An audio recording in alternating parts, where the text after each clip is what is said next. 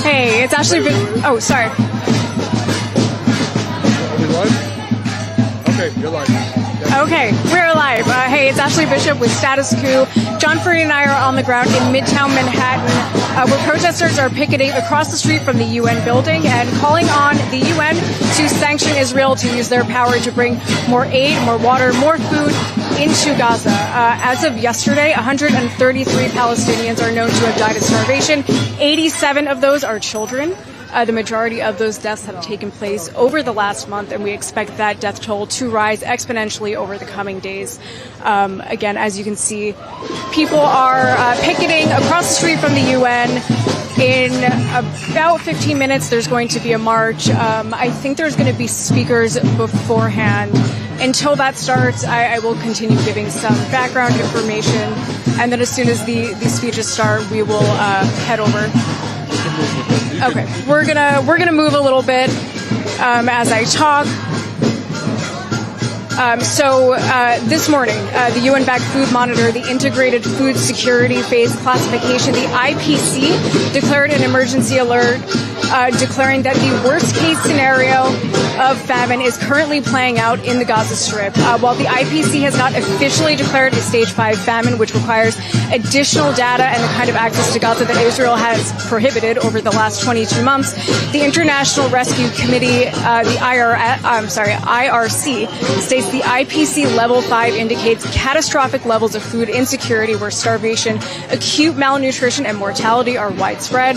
The latest data indicate that these thresholds are being met for food consumption in most of Gaza and for acute malnutrition in Gaza City. And based on all of the reporting as well as videos and photos coming out of Gaza from reputable sources, we don't need any more data to know that Gaza is starving. In March, Israel imposed a full blockade on aid coming into the Gaza Strip. In May, Israel established 4 aid distribution centers in South and Central Gaza. All 4 are operated by the GHF, which is supported by the U.S. The GHF is the Gaza Humanitarian Foundation. So again, supported by the U.S., sanctioned by Israel. These sites are in militarized zones and have become death traps for starving and desperate people to go to, looking for sacks of flour only to be shot at by Israeli soldiers. Roughly 1,000 people have been killed by Israeli soldiers since these sites opened again in late May.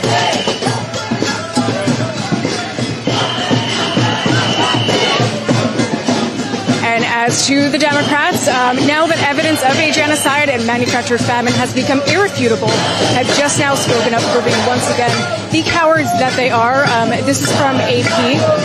Senate Democrats are imploring President Donald Trump's administration to step up its role in addressing the suffering and starvation in Gaza, with more than 40 senators signing onto a letter Tuesday, urging the resumption of ceasefire talks and sharply criticizing the Israeli-backed American organization that had been created to distribute food aid. Again, that is the GHF that we're talking about. In a letter to Secretary of State Marco Rubio and the Republican president's special envoy, the senators said the Gaza Humanitarian Foundation, created in February with backing from the Trump administration, has failed to address the deepening humanitarian crisis and contributed to an unacceptable and mounting civilian death toll around the organization's sites.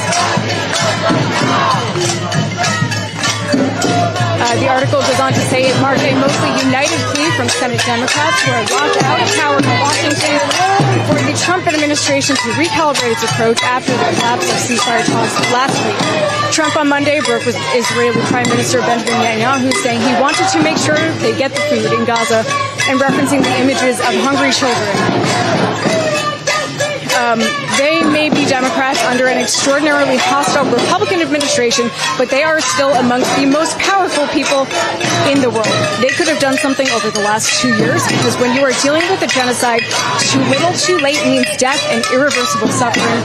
They have had 2 years. And this began under Biden. If anyone needs to be reminded, some of those who signed are Adam Schiff and Chuck Schumer. Again, some of the most powerful people in the world, and they can do more than write a letter when we know that people in Gaza are facing imminent starvation. So John and I will be on the ground in New York City for this March for Palestine and against the forced famine in Gaza. Hang on to the live stream with us while we talk to protesters about why they've showed up today to support Gaza.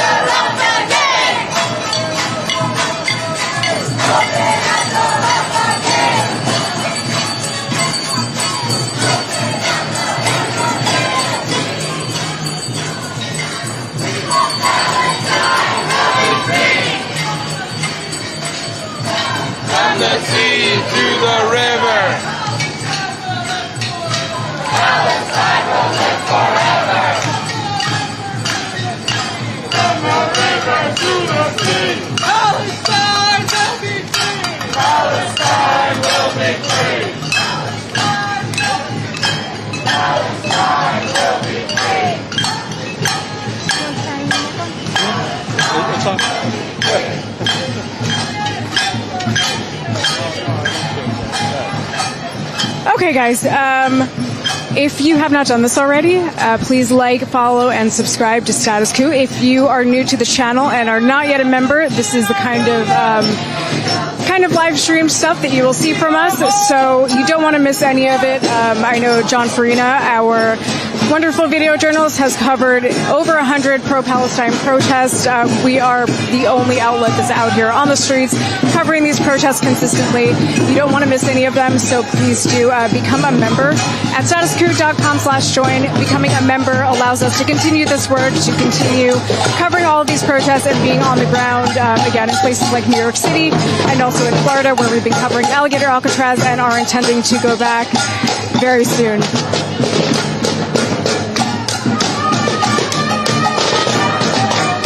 So again, this protest we started out across the street from the UN building. The protest is now marching down 2nd Avenue. So the protest, John and I are currently at the corner of 45th and 2nd, and the protest is making a right onto 2nd. And I know a lot of people will stop us and say that, they only knew where a march or a protest was because they were watching the stream and then realized they were close and came out to be a part of it. So if you're watching, we will try to always give good directionals so you can find the march if you want to. So again, we are walking down 2nd, crossing over 46th Street right now.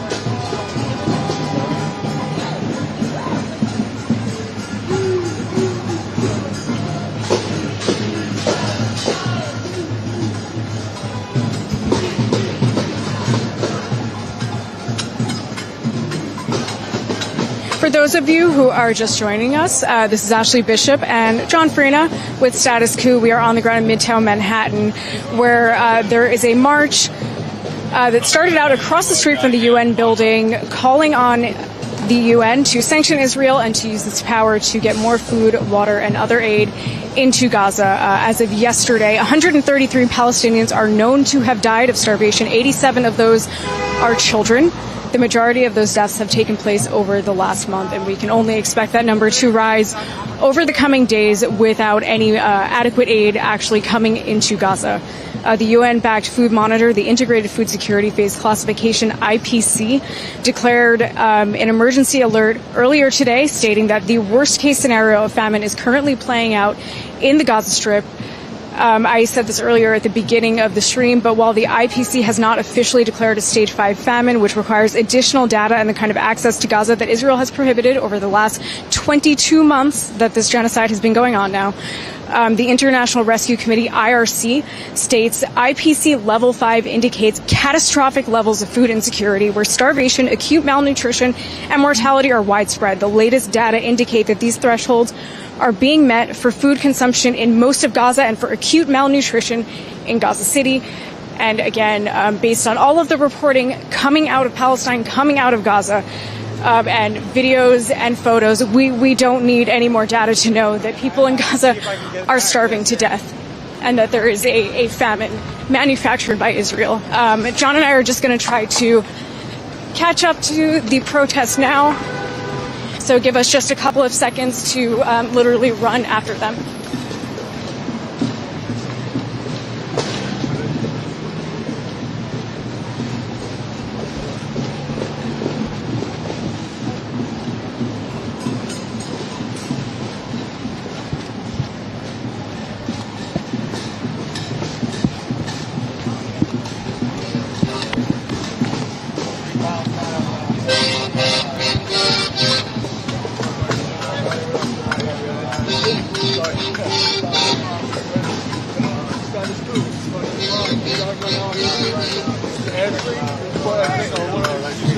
How are you? Nice to meet you. Nice to meet you. Nice to meet you. So you were on the flotilla. Yes, I was on the flotilla. You just got back. I just got back yesterday. Yeah. Can you say a little for Status Coup? Sure. Yeah. Do you want to walk and talk? I think we're just doing a big circle, right? So, okay. Yeah, we can talk. Yeah, we can talk. Yeah, so go ahead. So, real good question. Do interview chat. So what's going on? So you were on the flotilla. When did you get back? I got back yesterday afternoon, flew into Newark. There was a really great group of people there to welcome me. It was really funny because the Israelis were getting off the plane and they were all happy, and then they see a group of Palestinians like with flags waving and stuff, and it definitely put shit in their cereal a little bit. So that was a nice little moment from what I heard. Very nice. So you just got back yesterday, and you are already out protesting for a free Palestine. Of course. Yeah, it's always important to, get out there. The organizers ask you to come out and then speak a little bit about the flotilla. This is a protest in front of the UN. There's some type of event going on between Arab nations right now about Gaza. And we just, at the end of the day, we know what's happening. We know it's a G-side. It needs to stop. What are they debating? It needs to stop right now. So, being here in front of the UN is a good thing. But at the same time, we need to see more direct action going on, not just protests, because a lot of protests turn into just glorified parades, honestly, in my opinion. That's one of the reasons why I got involved in the flotilla, because we need to do more. We need to do everything we can. Like, even if it seems impossible, we need to do everything we can, Can you tell us a little bit about your experience on the flotilla? You guys left, I want to say, about a week ago. Sorry, what was that? Can you tell us a little bit about your experience being on the flotilla? Yeah, it was really a great growing experience, with 20 other activists, just all of us there learning about each other, all the different reasons and what brought us to that point. Because at the end of the day, all of us are just sick and tired of watching a 24/7 stream G-side in front of our very eyes, and everyone is willing to do whatever it takes, even if it meant putting their lives in danger by knowing we'd most likely be intercepted by the Zionist entity. And your ship was intercepted. The flotilla was intercepted. What happened when the Israeli forces intercepted the flotilla? Well, as you saw, we were kidnapped at water. We made it to about 60 miles outside of Gaza. So we were kidnapped in international waters and brought against our will to the occupied Palestine. And yeah, it's just, it was definitely an experience. I'll talk more about it once everyone's home. I want to make sure everyone's home first before I get into more details about our experiences and everything like that, That is perfectly fair. Is there anything else that you want to say about why you're out here today? And to anyone who hasn't been involved yet, what would you say to those people? I would say that everyone, you have no excuse. If you're apathetic to the cause of the Palestinian people, you are taking the side of the oppressor. Everyone needs to do more, even if you're not someone with a following. Just trying to post, even if you have 10 followers, post about Palestine. We all need to be in this together. It's not going to change overnight, but if we come together as a collective, we can accomplish anything. And the Palestinian people have shown me the resiliency of the human spirit, and they are the ones that inspire me to get up every day and do what I do and speak out for the oppressed and for the people of Palestine. Sir, thank you so much. Appreciate it. So much. It was a pleasure. Thank you. Absolutely. All right.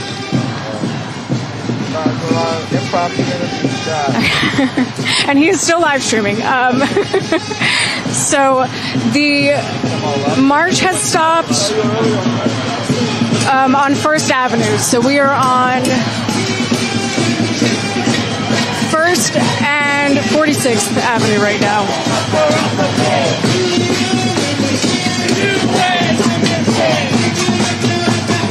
Open up the rock again.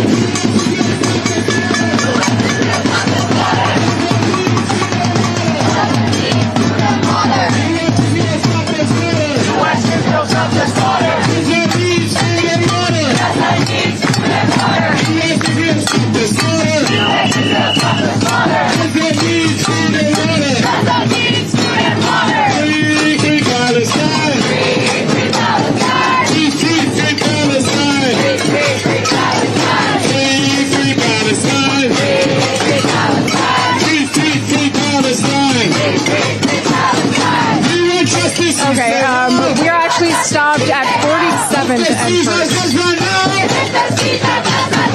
We want justice, you say how? We want justice, you say how? Lift the siege on Gaza now. Lift the siege on Gaza now. UN member states. UN member states. Starving children cannot wait. Starving children cannot wait. UN member states. UN member states. Starving children cannot wait. Starving children cannot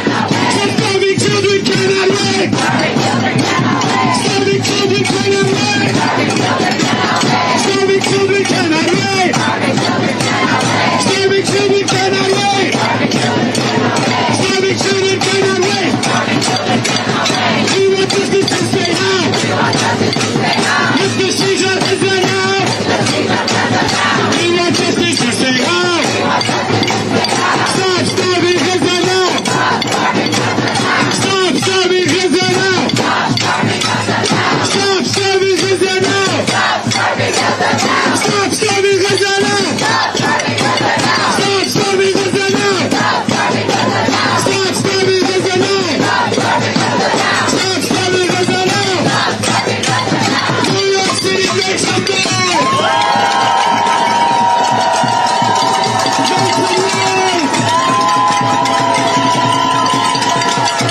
noise. Today, we gather here as the United Nations General Assembly under the leadership of France and Saudi Arabia calls a sham conference for the so-called peace in Palestine. Dignitaries, foreign ministers, leaders of all diplomatic stripes are assembled in that building right there in the AC on a 96-degree day in New York, on a 96-degree day in Gaza. We have been picketing since 3 o'clock. I know some of you saw the shameful collaborator, architect of this genocide, Faisal bin Farhan, leaving that embassy. Shame! Shame! Shame! Faisal bin Farhan has the audacity to sit here and to talk about plans for peace, to talk about two-state solution, to talk about the recognition of the state of Palestine. But what we need to recognize is that there can be no recognition of the state of Israel, and there can be no peace until the starvation campaign on our people is ended.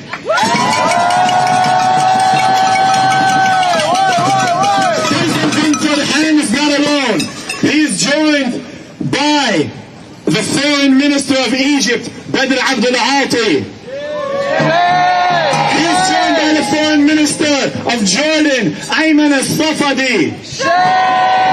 He's joined by the foreign minister of France, all of whom feed us words and broken promises and provide no solutions for the empty stomachs, for the grieving mothers, for the humiliated, resisting fathers in the Gaza Strip. Well, brothers and sisters, the people of the world are clear. Look around you and look across the country and reflect on what's happened in the world in the last 22 months. The people of the world stand against starvation. Those of us without conscience still intact, those of us who still hold on to our humanity, know that children going to bed, eating once every 5 days is not only wrong, is an atrocity, is a crime against humanity. We know that the GHF, the Gaza Humanitarian Foundation, which has only succeeded in bringing in 2 million meals, by design failed, by design turned into a slaughterhouse for Palestinians, is an atrocity, is a war crime.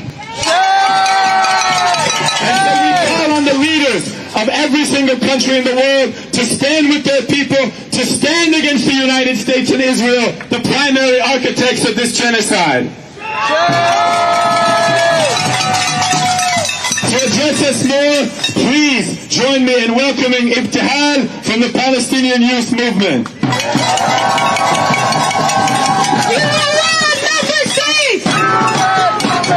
Starving children cannot wait! Starving children cannot wait! Starving children cannot wait!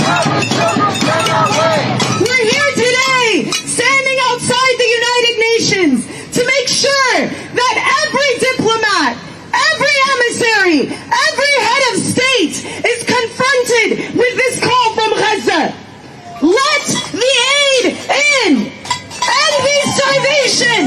Stop this horrific genocidal war! UN member states, the time for silence and inaction is over! You must heed this call! You must sanction Israel! Lift the siege! Cut all ties! And take every possible action to end Israel's genocide of Palestine! Palestine. Inside this building, while hundreds of thousands of Gazan children starve, the United Nations General Assembly has convened a conference to discuss the so-called two-state solution. This conference takes place over the bodies of tens of thousands of Palestinians who have already been killed in Israel's genocidal campaign. Lives lost under the cover of international complicity and self-serving diplomacy. For the past 22 months, we have watched Israel commit unmitigated atrocities. And right now, Israel's genocide has escalated to its most deadly stage. Millions of Palestinians stand at the brink of starvation. 85% of the population in Gaza has entered the fifth and final stage of malnutrition. Their gut linings begin to digest themselves, leaving people unable to process water or nutrients, even if they become available. We have witnessed video after video of men and women collapsing from hunger, children hollowed into skeletons of themselves, entire neighborhoods turned to rubble, body parts blown off the body. Netanyahu has made clear that the Israeli plan is to allow just enough aid to enter so that the international community will allow him to continue Israel's genocide while Palestinians continue to starve, but more quietly. The member states inside here know that. Yet instead of taking meaningful action to prevent the imminent death of millions, under the leadership of France and Saudi Arabia, the participants of this conference offer us the same dead horse they've been beating for the last several decades. Not a two-state solution, but rather a political fiction, peddled to distract us from the root causes of the starvation of Gaza's people: imperialism and Zionism. It should be clear that there is no solution without justice, that there is no justice without liberation, and there is no liberation that includes continued international support and recognition of the Zionist entity who starves women and children to death and whose existence is predicated on Palestinian extermination and regional dominance. Now is the time for actions, not words. Gaza needs food, not empty promises to rein Israel in by recognizing the state of a people facing genocide. If these UN member states are truly concerned about peace, they must immediately join the Hague Group and commit to embargoing and sanctioning Israel. Right.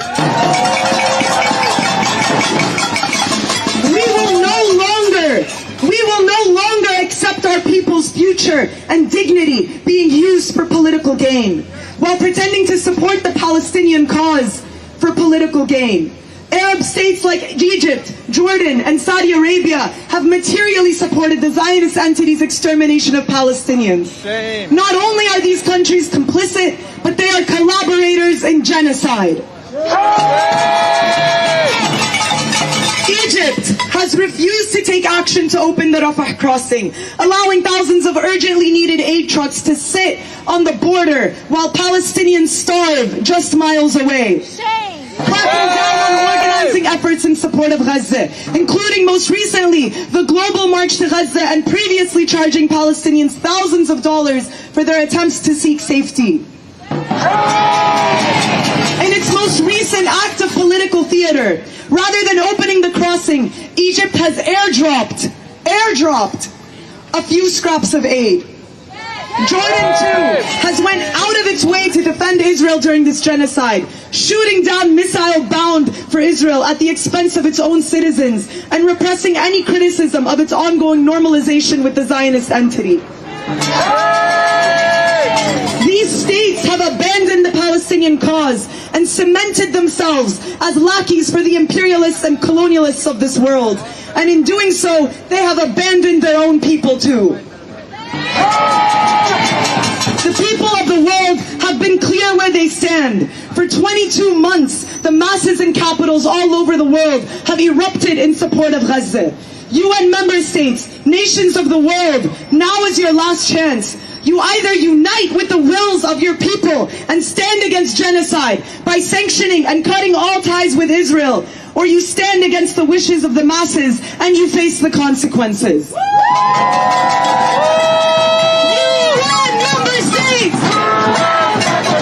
Starving children cannot wait. Starving children cannot wait. Starving children cannot wait. UN member states. Starving children cannot wait. Open up the Rafah gate. Open up the Rafah gate.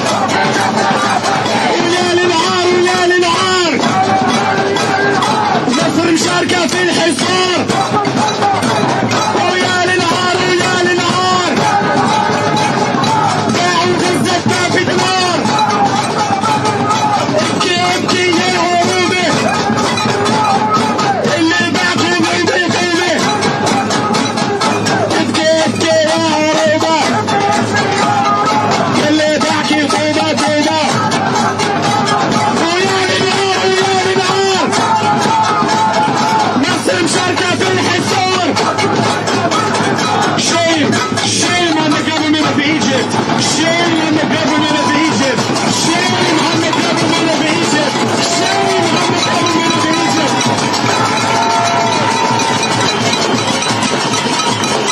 Shame on the government of Egypt, which holds a border with Gaza, which holds 100 million people who stand with Gaza. Shame on the government of Egypt for not forcing aid through the Rafah gate.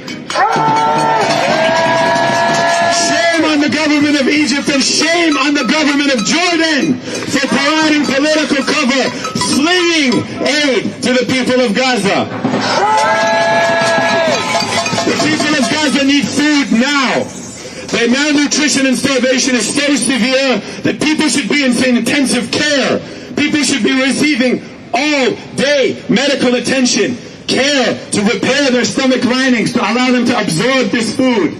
Instead, the Arab nations throw crumbs, throw measly crumbs, do nothing, much less than what is needed to the point of not only complicity, but active participation in this axis of genocide facing the Palestinian people. So I'm going to call it now. A person struggling against this for a long time. Bill from Pal Auda, but before I do that, I want us all, one time, as loud as possible. ويا للعار ويا للعار مصر مشاركة في الحصار ويا للعار ويا للعار مصر مشاركة في الحصار. Please welcome Bill from Pal Auda. Starving children can't wait. Starving children can't wait. Open up the Rafah gate. Over 100,000 dead. United Nations, your hands are red. We're here today because there is a Holocaust. 80 years after the end of World War II. 80 years after the fall of the Third Reich. The new Hitler named Donald Trump and his lackey Netanyahu and the Democrats and Republicans in Congress and the entire Zionist state are trying to perpetrate a final solution on the people of Palestine. A genocide, a Holocaust. This institution, the United Nations, was formed in September 1945 to stop that from ever happening again. But instead they are sitting idly by. We have this conference today sponsored by France and Saudi Arabia.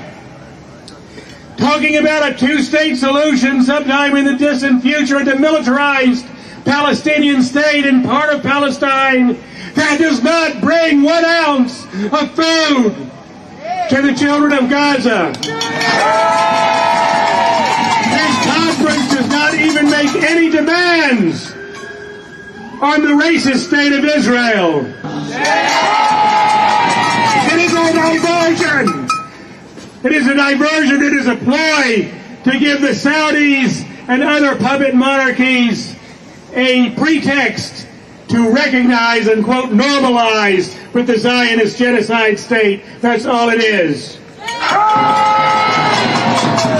In May, Donald Trump went to Saudi Arabia and to the UAE and to Qatar, and he took with him 30 CEOs of the very corporations that are responsible for the genocide, that are getting rich off the genocide. Palantir, NVIDIA, Boeing, Citibank, Blackstone, BlackRock, and the Saudi Kingdom MBS. They promised these corporations $1 trillion in contracts. This is nothing but tribute to the U.S. military-industrial complex and to the Zionist state. They could end this genocide right now if they were to say, you let food in or we cancel our contracts. But no, they are on their knees pouring money into the U.S. war machine and into U.S. treasuries. France says the Palestinian people must accept a two-state solution, a demilitarized state in part of Palestine. France had a two-state solution in World War II. The Nazis occupied most of it, and there was a Vichy regime in the rest of it. Would France have allowed the Nazis to keep occupying more than half of their country? No! Why should the Palestinian people have to accept a Nazi regime, because that's what Israel is, occupying most of their land? Doesn't France have a navy? Does France have an air force, an army, a merchant marine? Why can't they bring food to Gaza right now? Why cannot an international force assemble in Egypt, in Sinai, and break open those gates? That is not only the right thing to do, it is their obligation under the UN Charter to stop genocide. Right now, poor people in Egypt are putting plastic bottles of lentils into the water in the hope they may reach Gaza. And the Zionist Navy, paid for by the United States, is sending out ships to intercept those plastic bottles of lentils, while they do not allow the people of Gaza even to set foot into their own ocean. And today we have a hero with us, Jacob Berger, the Handala, the second ship that was seized.